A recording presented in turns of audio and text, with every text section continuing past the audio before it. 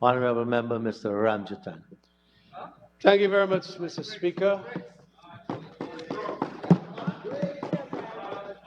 And I want, of course, immediately to congratulate our new leader of the opposition and Balder, Lawrence, honorable member, back on stream. I want to also commend from the stats that I heard as to attendance, Ganesh and Jureta for being 100% present.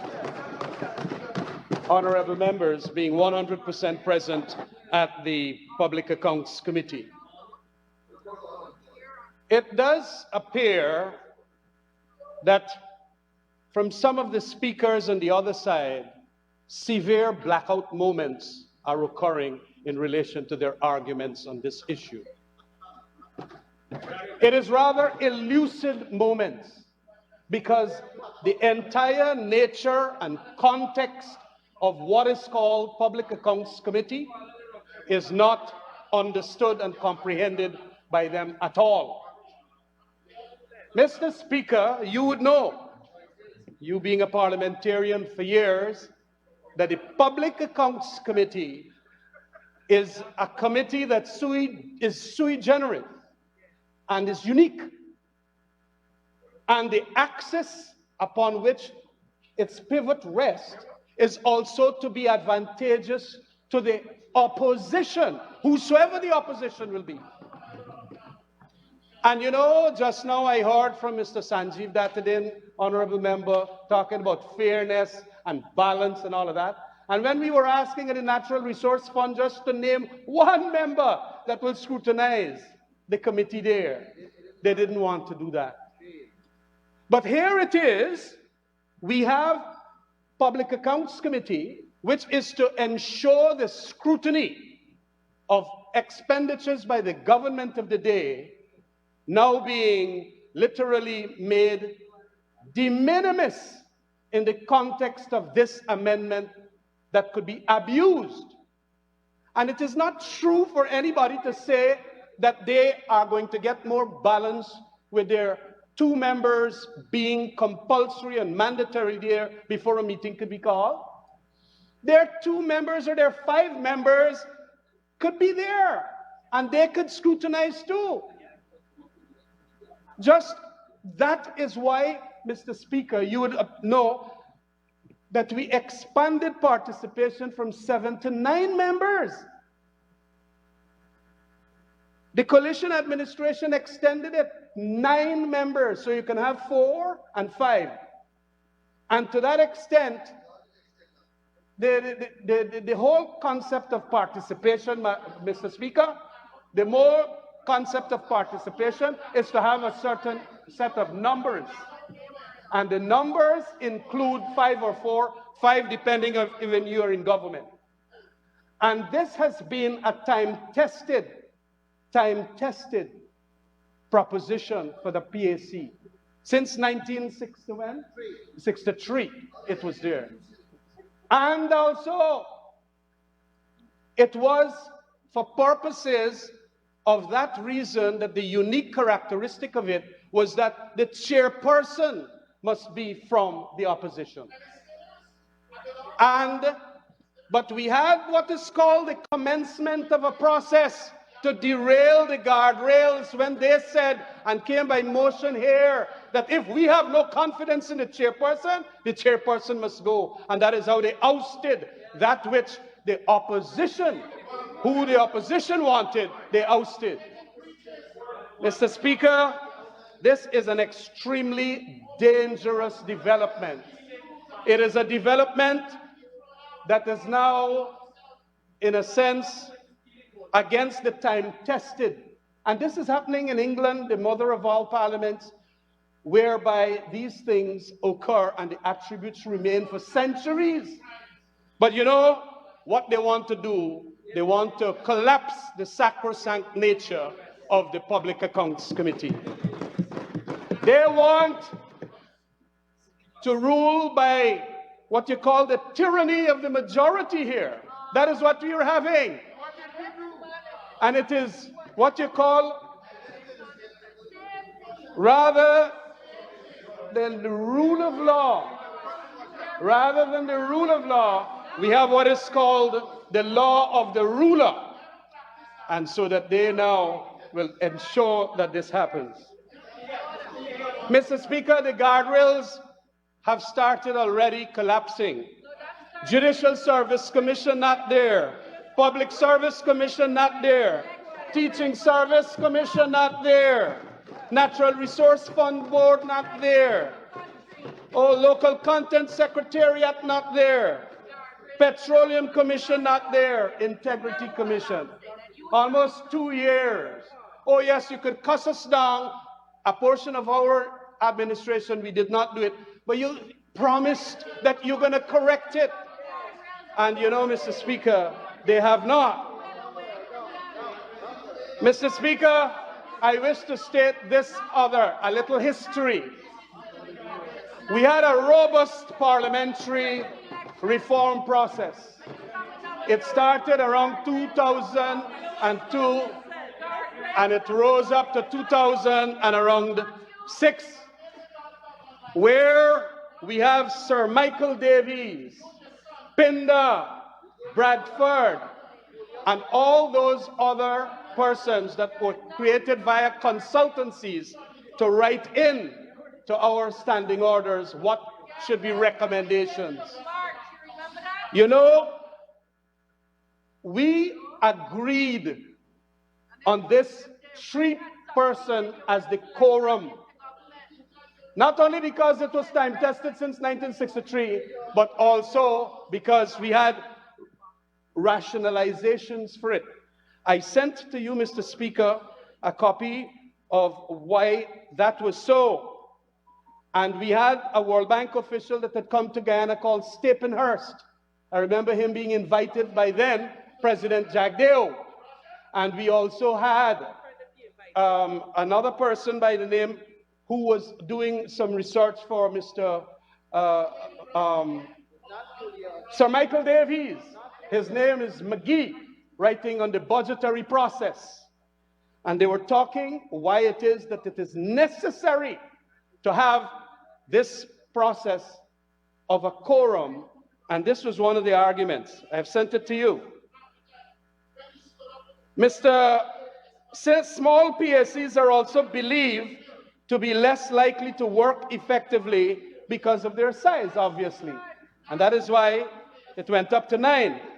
A small PSC may be confronted with a variety of problems.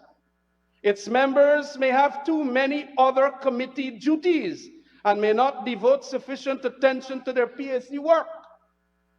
Its members may have commitment that prevent them from attending committee meetings and preventing the PSC from reaching the quorum, or the committee may be dominated by government-affiliated MPs who have little intention for effectively scrutinizing the expenditures of government that they come from. That is what it is. So you have today an amendment to a time-tested, time immemorial. This thing is there. Why touch it?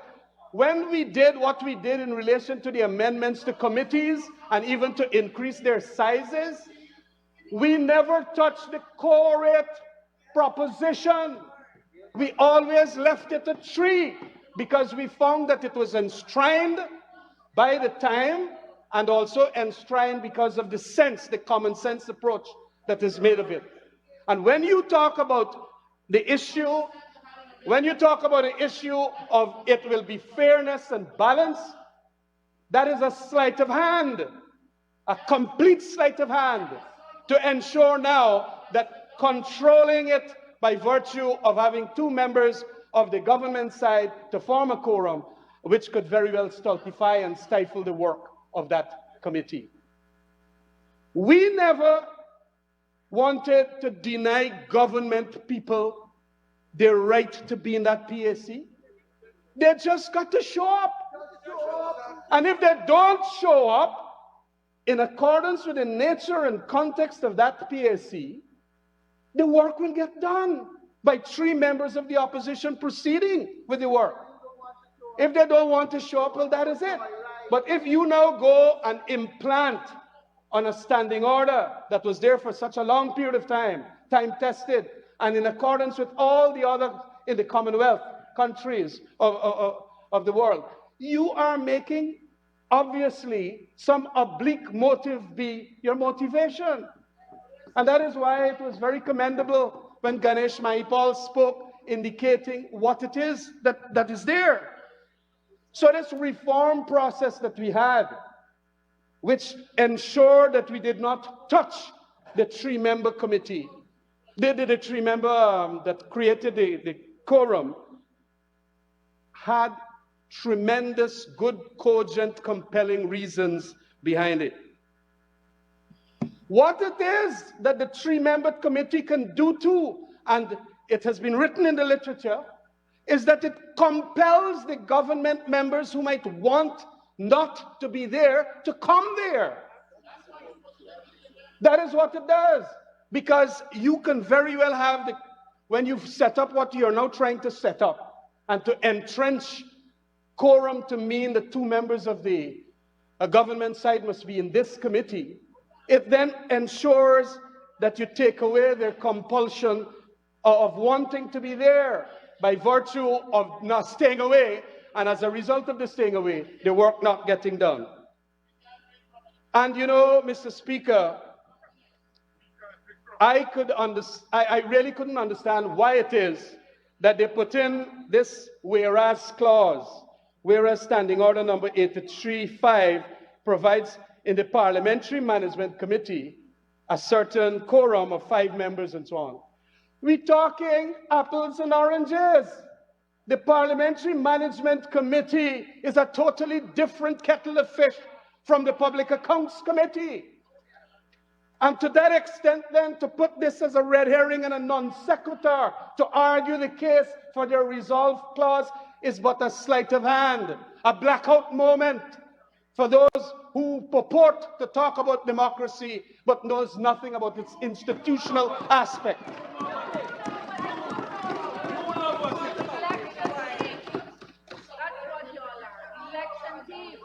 Mr. Speaker, what we have here is a galloping erosion. That is the galloping erosion of our institutions in this Parliament. It is a rolling back of the enshrining and the entrenchment of the Public Accounts Committee to do its work, and especially in the context of Guyana now having so much more money as a result of that production agreement in petroleum that we signed on. They are going to now want to do away with the scrutiny that can come by virtue of the stifling and stultifying of the work of that committee. Mr. Speaker, could they really explain that whereas clause? Because Parliamentary Management Committee is a committee, unlike the PAC, in the sense that it tries to build consensus in relation to how Parliament will be run. But by the very nature of a Public Accounts Committee, you have to have fierce and fiery, independent calls made on government spendings. That is a component of democracy in relation to financial arrangements that is necessary. And so it does not have to have a 2 and 2 and a chairman. You go there, all the other committees have that. But they're trying to hoodwink. That is a wrong word, I understand. But whatever, the bamboozle is probably the word. Or they're trying as best as possible to steer our gaze away from their motivations of not wanting to do the correct thing. And that steering of the gaze is by saying, like, you know, the Parliamentary Management Committee has a 2-2-1 chairperson, and let me put it like that. No! Just like how the analogy, I think of it because I was in the criminal bar for many years, and it is the nature of why there is something called the presumption of innocence of accused people. Why they got to be judged by their peers. Because when there is a prosecution by the state and all its resources, it could be disadvantageous for justice if you don't give the presumption and a jury to a minuscule accused. Similarly here, the analogy has got to be understood in that context, that the axis upon which public accounts committees all over the world is driven by the fact that the opposition of the day must have that advantage. What we're seeing here now is a taking away. It is a rollback, a tremendous rollback. And it is, of course, another aspect in this galloping erosion of institutional democracy. It must not be allowed, Mr. Speaker. Mr. Speaker, I also wish to touch on this aspect of the needs assessment. I come back a little on that. When we were doing the needs assessment of Parliament during that very robust parliamentary era of around 2004, 2006 period, and even extended, we made sure that we went into all of these committees and even the other committees that we created for purposes of ensuring that there is an element of not a tyranny of the majority. Not a tyranny of the majority. And that is why we got photocopies of the standing orders of the National Assembly, Mr. Speaker. And the introduction, what is called, I think, note on the standing orders. The standing orders of the National Assembly were amended in 2011 by the Special Select Committee on the report of the drafting standing orders. I was a member of that committee. Honorable Member Gail Teixeira used to say that I never used to attend meetings. Members worked assiduously in conducting meetings over a 4-year period where they carefully considered each order. That is what we have here in the standing orders, where they carefully considered each order, making deletions, insertions, and also ensuring that the language be gender neutral. Also included for the first time is a compendium of the rulings of the Speaker. On the 21st of July, the report of that draft standing orders was adopted by the National Assembly. Why we adopt the thing? We adopted it, and each one of those, and I was trying my best to get the Hansard of that standing order committee, but I couldn't get it. But it will obviously state therein the rationale why we want a three-man quorum to make that work of the PAC move forward. And so we have it. It is written here by Mr. Sherlock Isaacs, writing that. These amendments were incorporated into the standing orders, which have been reprinted for circulation to members of the 10th Parliament. What law reform? As I am saying, it is a rolling back of the true democracy that we had in that period and the robust parliamentary period. Why are you going to go roll it back? You know, and you call it, and they are almost Goebbelian in their propaganda, that this is but an evolution into a higher order. This is not so. It is reckless, and it is a rollback. It is a retrograde step, and it should not be countenanced by the parliamentarians here. I don't know if the younger parliamentarians of the government side does not appreciate what we did during that constitutional and parliamentary reform process. It seems that they never understand it. And so it is important that we get there. Mr. Speaker, we also inserted, well, not inserted, but they inserted what is called the Standing Orders Committee in Standing Order 89.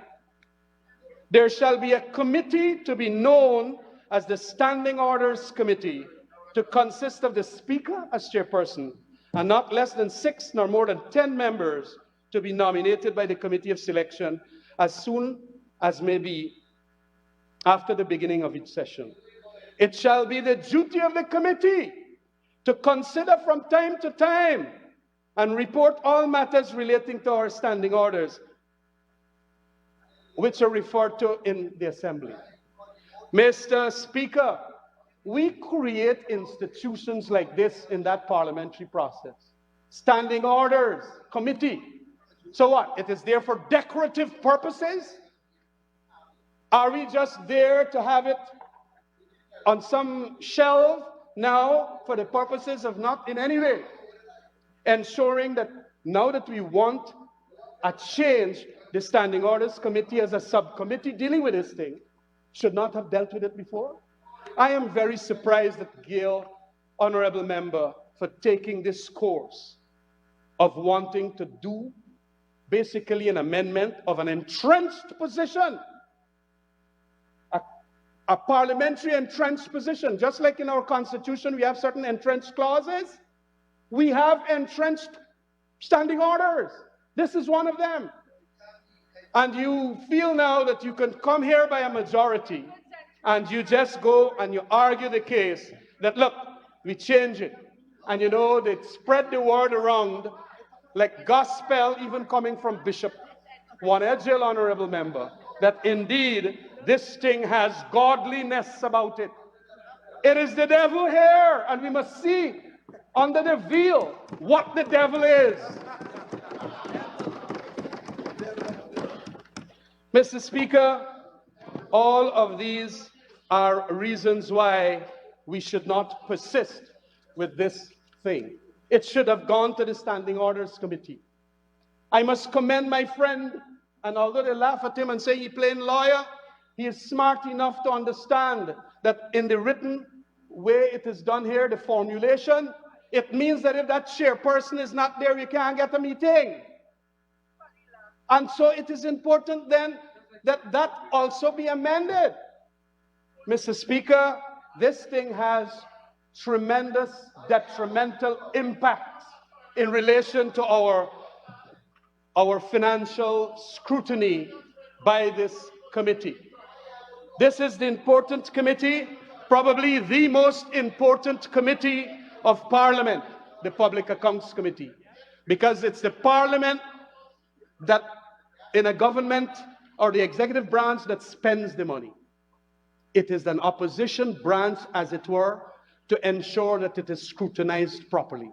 And though you can have 5 members being on their side in that committee, the whole tenor, the whole context of why it is needed is for that access to give the balance to the opposition side. What we are doing here is making de minimis. It should not be supported. This is but a dastardly development of our financial affairs in our parliament. Thank you very much, Mr. Speaker.